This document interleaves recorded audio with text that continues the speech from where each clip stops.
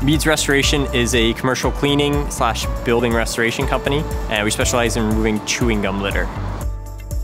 I was 23 when I started this business. I'd read an article about a couple kids using a steam machine to take off gum. It really was an industry I knew absolutely nothing about. It was definitely a huge learning curve. So getting out there and trying to figure out what it is that our customers wanted, what it is we were creating from the beginning.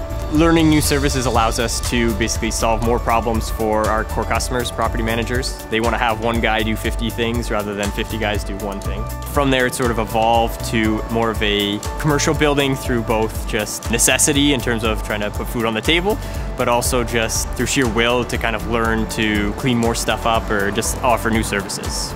With COVID going on, it's just looking for the work that is available at the moment, like Graffiti. I reached out to Community Futures originally looking for support. I found a local entrepreneur group and I joined that, and then I found out all of the other opportunities that they provided. I received a grant so I could get more equipment to do wash water reclamation. Definitely reach out to Community Futures. Through the CDC, I had a business mentor for almost about 2 years now. I've enjoyed the advice and just having someone to work through business problems with.